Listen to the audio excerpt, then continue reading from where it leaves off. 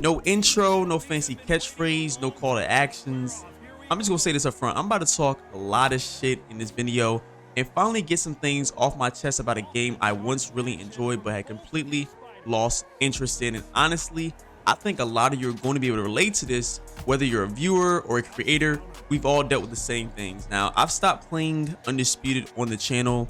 It's what helped my channel grow a lot initially when I started playing it last year, and I never really gave those that subscribe to the channel, those that supported the channel, an explanation as to why the content stopped and why I started live streaming and uploading long form content of the game. I just never gave you all the explanation. I feel like I owe you all that because I have recently been getting people, and even months prior, asking me, yo, where am I? When am I coming back? If I'm coming back. And I just want to give you all a detailed explanation the best way that I know how to. So we're just gonna get right into it. Let me start with the gameplay because weirdly enough, it's actually the lowest on the list of reasons why I stopped playing. Yeah, the gameplay isn't always great. We all know that.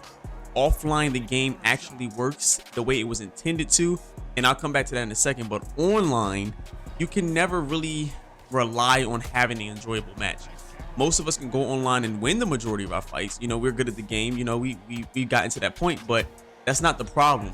The problem is the experience. And I hate to beat a dead horse about it, but that's just what it is. And how many times have you all played somebody who just runs around the entire match and refuses to engage? Or how many times have you fought Fury or Frondura and they just jabbing your face off because you don't have forward-facing animations to pressure or counter effectively? Or how many times have your left stick defense, which you all need to know this, that is probably the most important mechanic in the game, but it simply does not work because you're always a second behind or completely out of position due to desync. Over the past couple of months, the games I have played, you know, I played a lot of Death Stranding 2, a lot of Ghost of Yotei some fire. And the thing is, every mechanic in those games work the instant you tell it to.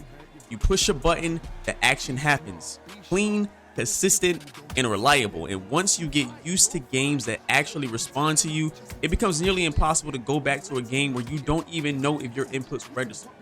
I don't know where your patience level is, but I am far too old and way too busy to sit here fighting desync, lag, and broken animations. And if I'm being honest, I knew this toward the end of last year that the online side of Undisputed was cooked. Desync was still happening after all that time, and a few months back in September, once the creators and the developers confirmed that desync just flat out could not be fixed, I knew that was pretty much the final sign. Now, if you go back and watch my last two Undisputed videos, my long form breakdown and the live stream I also did with I'm Cold-Blooded, those were later builds, and after comparing them to what we have now, I realized I like the older versions more. They felt more challenging, they felt more, I guess you can say, deep, more responsive, more fun. The current version just don't hit the same. And to be fair, I'll give Undisputed this: they drop good content updates. The roster is the best in any boxing game ever by far, not even close. And it's the only game that allows the fighters to actually feel unique outside of just hand attributes. But all that greatness pretty much is on a broken foundation. And if I was to make a comparison, it's like having a chick who look good, right? You know, y'all kick it, it's cool, you know, smash game on point, but she's annoying as fuck. He's airheaded and ditzy. He has a terrible attitude. Hell, she might even have like some type of physical deformity. Like, let's say she's bad as hell, but she got a club foot.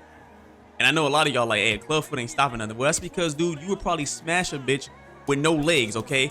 I got something called standards. And in this case, I'm not smashing or playing it or making content on it. Undisputed has a lot going for it on the surface, but it never reaches a point where it can be taken serious. Now, that's the gameplay. Now, let's talk about what I consider the real problem, and that's the community. I formed great connections throughout this game. Shout out to Big Bro, I'm Cold-Blooded. Shout out to my Big Bro. He's the reason I even started making Undisputed content. Shout out to JMMA. Shout out to Fight Night's Finest and viewers like my day one AJ, who supported me during my early streams and helped me find the confidence as a creator. All those guys contributed to my journey and made the community better.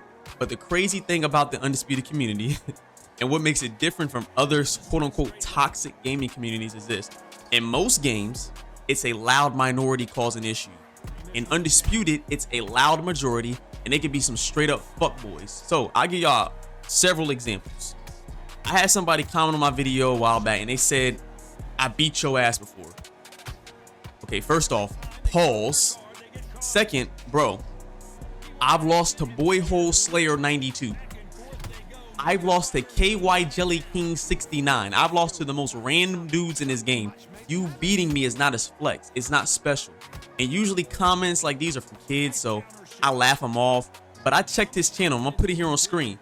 And of course, he had no content, as they always don't. They criticize, they criticize, they criticize, they judge, they talk, but they never put in any work themselves. But this man had a playlist called Sex Playlist. Now, there's nothing wrong with that. The music he had on it, though, he had some Ace Hood, he had Lloyd, he had K-Camp. I don't know who's smashing the K-Camp, but hey, that's his business. But what that told me is, based on that playlist, bro had to be at least 30 years old. A fully grown man online begging for attention from another man he does not know. I'm gonna give you another example. When I first started creating content, someone who hated my back foot fighting style made it his mission to bring up my name in other creators' comment sections. No contact, just inserting my name willy-nilly, nothing behind it, no reason for it. And he popped up in one of my streams, so I challenged him to a match. You know, he refused, that's cool. So me and my viewers just politely roasted him. Nothing crazy, just good fun, had a good laugh out of it. Do y'all know this dude went and created an entire profile pretending to be me? He copied my slang, my vocabulary. He found a random photo of me. To this day, I have no idea where he got it from, and started posting shorts acting like he was my second channel. He was trolling people. He was pretending to be me because he got his feelings hurt. Now, thankfully, the community reported him and got him about the paint, got his profile removed. But that situation made me realize how far people in this community will go. I don't hide my identity. People know me. People know who I am. Some people even know what I do for a living. People can find me online. But understand this, online, I have my family. You know, I got a wife and a daughter. I got my family on. I got my friends, my coworkers, all on social media. I'm not trying to deal with grown men with sensitive bussy energy acting like stalkers. And then I noticed creators like Prioxis, and shout out to Prioxis, like how he would handle these situations. He would keep his responses to them in his comment section super short, non-confrontational replies, and I finally understood why. Being too honest, too harsh, or too real can literally hurt your channel or create a stalker like he did in my case. Because if I were to say what I wanted to say to him, like if I was to tell him he could stick an electronic dildo in his mouth and jump into a jacuzzi and electrocute himself and unalive, they could report me, and I'd be the one risking my channel and all my hard work that I put into it. Example number 3, iGameYouWatch. Shout out to iGameYouWatch. I watched one of iGameYouWatch's streams, and when the game first dropped, dude was pulling like hundreds of viewers, and he set up a system where people had to pay to fight him. And this is pretty normal for larger creators. It makes sense. If you pay, then you take the match serious. If you troll, he still gets compensated. So nobody should have an issue with that. But when he did this, his chat, man, in his comment section, like the communities went crazy. Like they called him all kinds of names. They called him fatty. They called him big boy. They called him a calorie connoisseur. They said he looked like he was hard to kidnap. They said he looked like a fat Ruben Studdard, which is wild because Ruben Studdard is already fat. They called him I gain weight you watch. Like people sometimes say I look like a crackhead Kobe Bryant. I mean, that's fair, but attacking someone personally because you feel entitled to their time, that's insane. The entitlement and the delusions in this community are truly unmatched, and I've never seen anything like it. Now, let's talk about the content itself. And at this point, the only content, in my opinion, this is just my opinion, worth making, and thankfully, this is where most people have migrated and where they're going with their content, and that's league play. Everything outside of that to me is a waste of time. From what I understand, no new fighters are coming, and anytime there is a content drop, it's great, but the content cycle pretty much dies instantly. Most of the videos I still see today are how to beat body jab spam, toxic opponent gets owned, or this is what true skill looks like in Undisputed. Bro, that content should have died 6 months ago, but because the game is hollow and doesn't give creators anything new, people recycle the same ideas over and over. This isn't the creator's fault. The game just doesn't offer enough. That's why leagues are keeping it alive, because you got players with reputations, you got rule sets that eliminate cheesy playstyles, you got Parsec, which fixes desync, you got actual competition.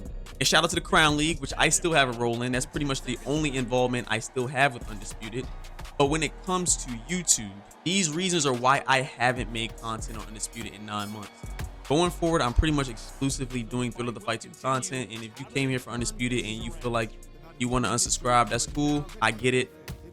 Not to say I will never make Undisputed content again, but I don't really see myself ever doing it.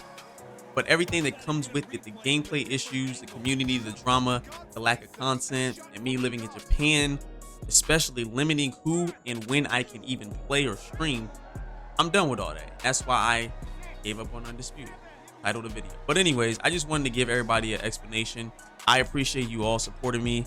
I know I'm not the biggest channel in the world, but you know, I really am proud of what I built up over the time period that I did, and I just want to say thank you. And it wouldn't be right of me to not give those that came for that specific content an explanation and giving you a chance to actually support what I'm doing further, or you know, to say, yo, Wes, I'm cool on you.